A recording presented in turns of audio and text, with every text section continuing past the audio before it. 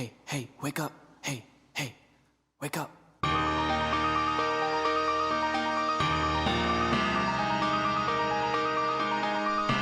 Hello, welcome to In the Mind of a Pianist. I'm so glad to have you back.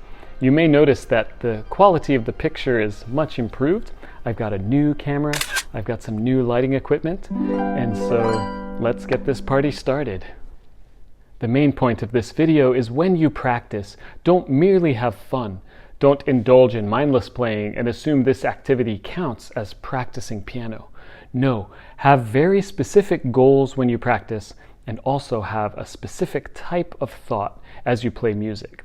I've already made some videos with some of these specific goals, such as high quality movements, and in this video I'll include a new one.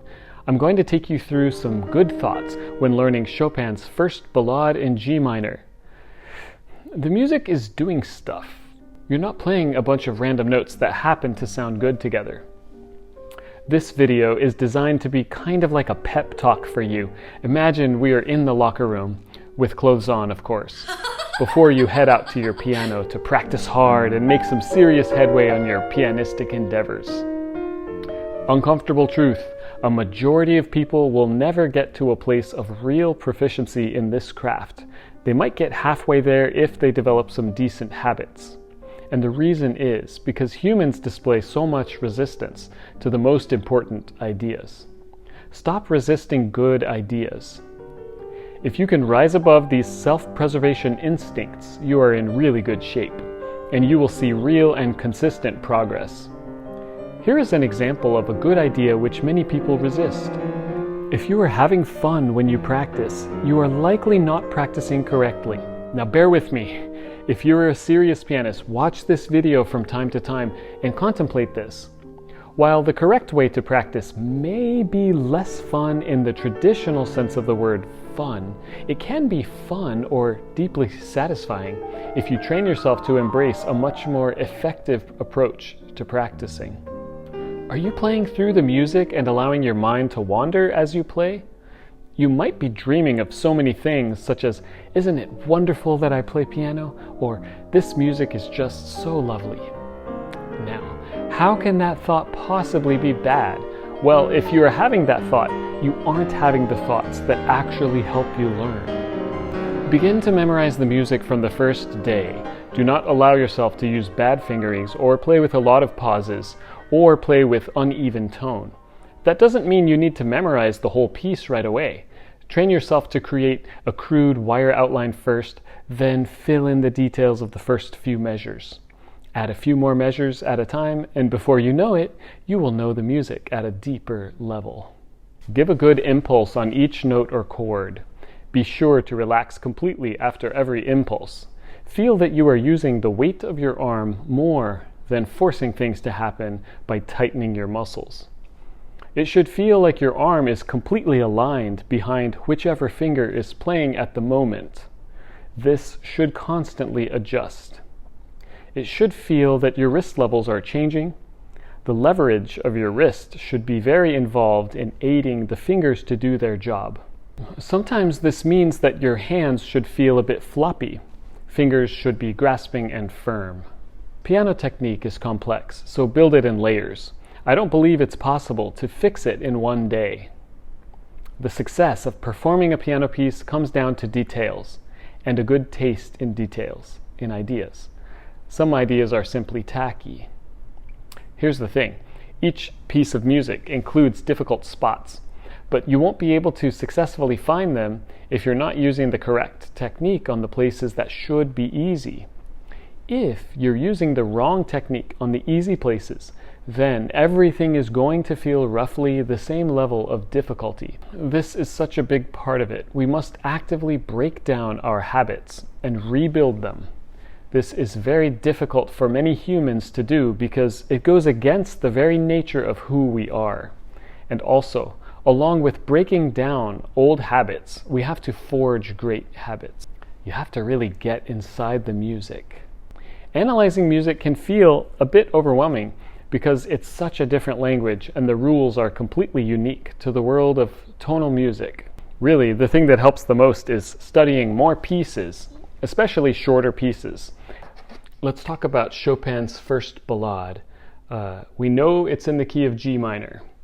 Now, at first glance, we start on a C, and then we have three flats. We have E flat, A flat, B flat, C.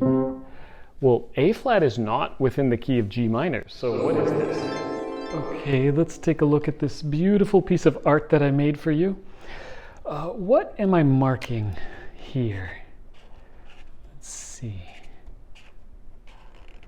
B flat, C, D, E flat, F, G. Okay, what is this? G, A, B flat, C, D, E flat, F, G. This is the G minor scale. G minor. This is important because Chopin's first ballade is based on this scale. This is the most important pattern to be aware of. Okay, now here comes the fun part. What on earth is this?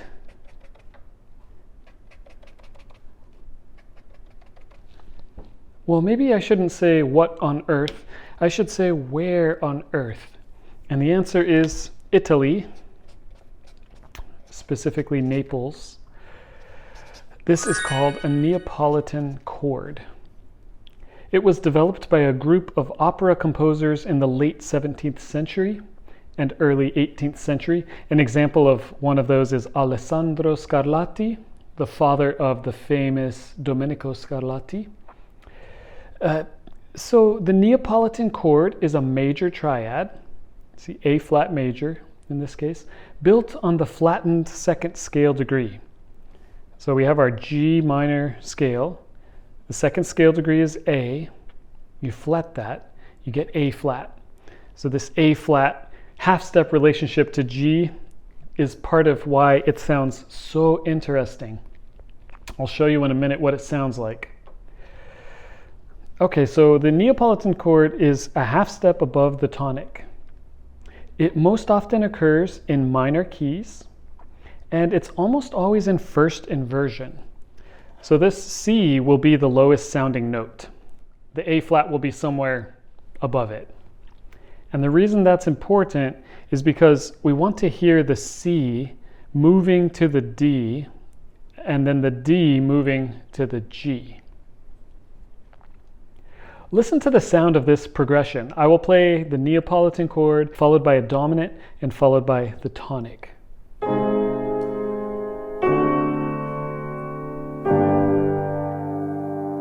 Isn't that a cool sound? So you need to be aware of the C in the introduction of the ballade and understand that it relates to the D, which is the dominant in our home key of G minor.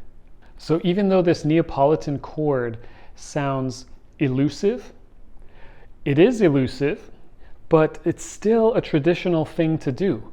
Especially Mozart. Mozart loved the Neapolitan chord, and as we know, Chopin is a big fan of Mozart. Well, Mozart is his hero. So we need to understand what this chord is, why it sounds that way, and yes, it sounds elusive, but it does have a function. We begin with A flat major, but it does make its way to the G. So that's what you want to notice is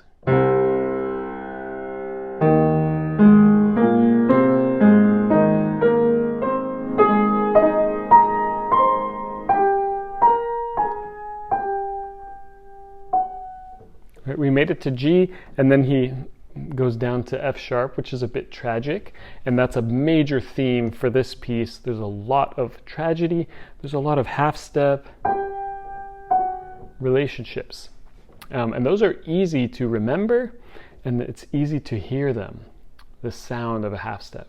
The most helpful thing you can notice, well, in my opinion, is 3 black keys going to C, 3 black keys going to C, 3 black keys going to C.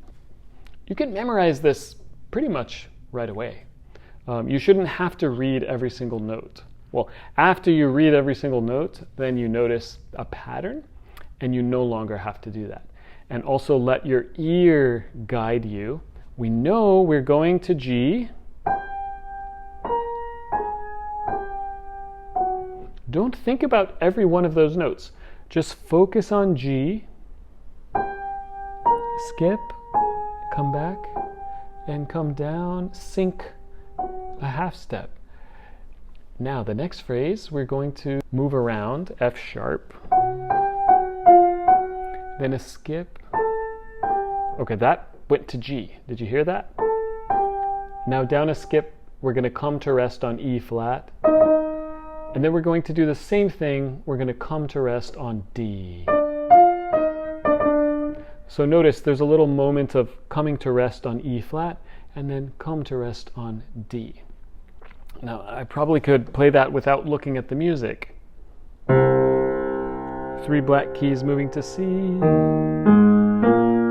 3 black keys moving to C.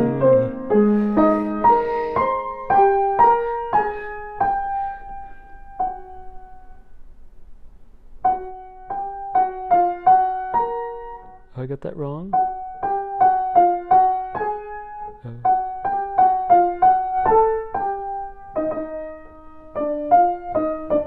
So the one thing I missed was that the skip from F sharp to A. A, G. So I want to remember A, G.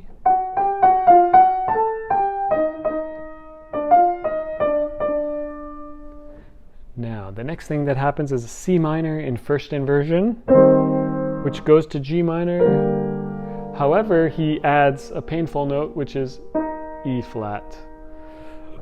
So this piece, there's a lot of inherent tragedy, and one way he achieves that is a half step, a appoggiatura.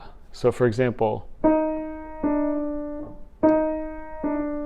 that kind of sound is going to proliferate throughout. So you want to hear that this painful E flat is going to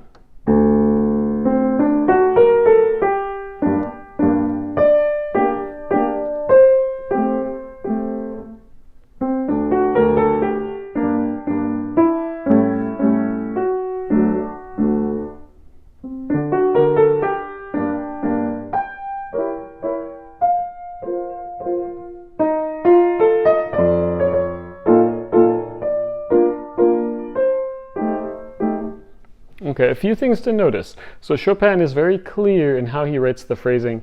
He wants a new ta, but definitely relate 2 notes. We want to hear this and this as a 2-note phrase. A lot of people just play these as separate entities, which would sound this one, and this one, this one, and this one, and this one. But that is not what he wrote. He wanted to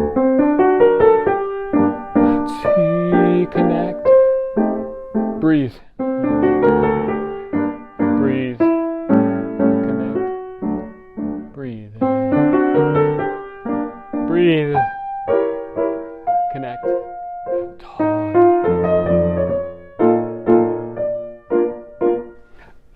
okay, so make sure those 2-note phrases are intact. Now here's another one, this one. So each time you have this motive, ba-dee-da-da-da-da, it starts off the beat.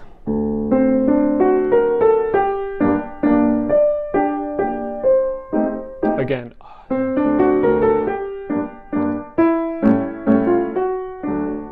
Again. Now this one on the beat.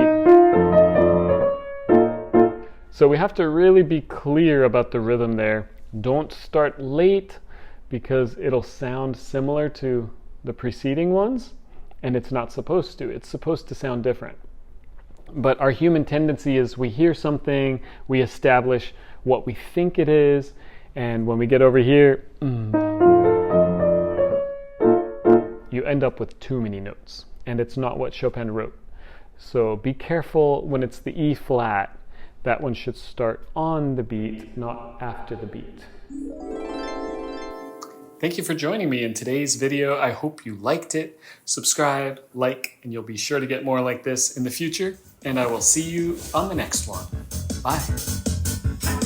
Not amused.